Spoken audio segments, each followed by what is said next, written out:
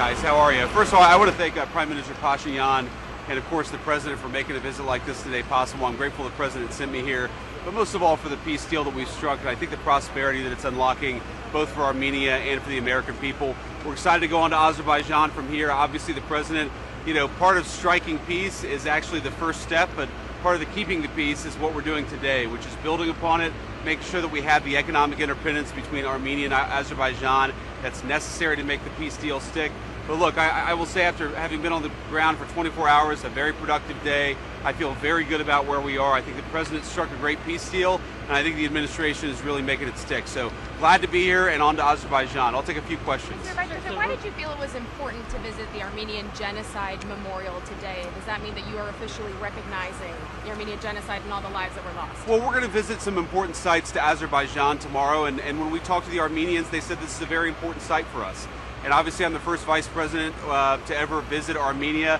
They asked us to visit the site. Obviously it's a very terrible thing that happened a little over 100 years ago, and something that's just very, very important to them culturally. So I thought, out of a sign of respect both for the victims but also for the Armenian government that's been a very important partner for us in the region, to Prime Minister Pashinyan, I wanted to go and pay a visit and pay my respects. Mr. Vice President, can you talk to us about the Greenland talks, what the U.S. will be getting that it doesn't already have so far in the framework you guys are working on? Well, look, it's very early in the Greenland talks. I know that we've been working quite a bit on this over the last few weeks, but it's just very simple. Greenland is very important to the national security of the United States of America. I do think that some of our allies have underinvested in Arctic security.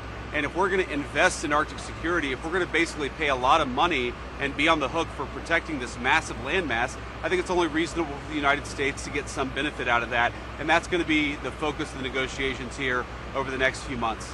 Sir, will you be attending the Board of Peace meeting next week? Can you confirm that that's taking place? And are there any specific commitments you're looking for the leaders that will be attending? I know I'll be there. I mean, the schedule is always a little bit crazy, so I don't know what I'm doing the day after tomorrow, but I'm sure that we'll be there. Obviously, the President's very excited to host a whole host of leaders from across the world. And I do think this Board of Peace is really going to be a new archetype for how to create and maintain peace in the 21st century. As important as the United Nations is, as the President of the United States has said, the United Nations very often, I think, has it hasn't lived up to its full potential. I think what he's trying to do with this Board of Peace is obviously create sustainable peace in Gaza, in the Middle East, but I do think it could create the kind of infrastructure that could lead to a lot of durable peace deals over the years to come. So the critics say, are you going to touch upon the issue of releasing the Armenian prisoners held in Baku during your meetings there?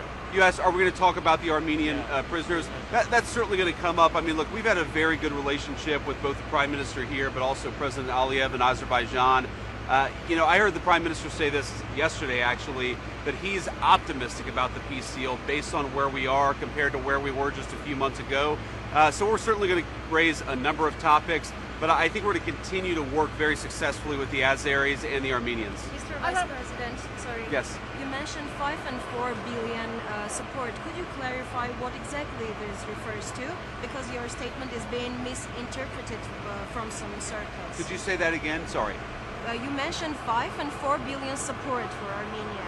And could you clarify what this exactly referred to? Because some misinterpretation. Well, one of the things that we signed yesterday, but also one of the things that we are working on in some of our meetings, is a lot of investment that's going to come to Armenia because of some of the good deals that we've struck between President Trump and Prime Minister Pashinyan.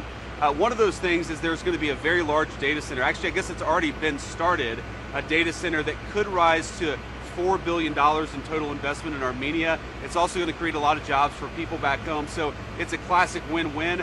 $4 billion is, I believe, what the project could become, but you've already seen significant investment in Armenia, and we expect that to continue. We'll talk to you guys on the other end of the trip. Thank you all. Take care. President.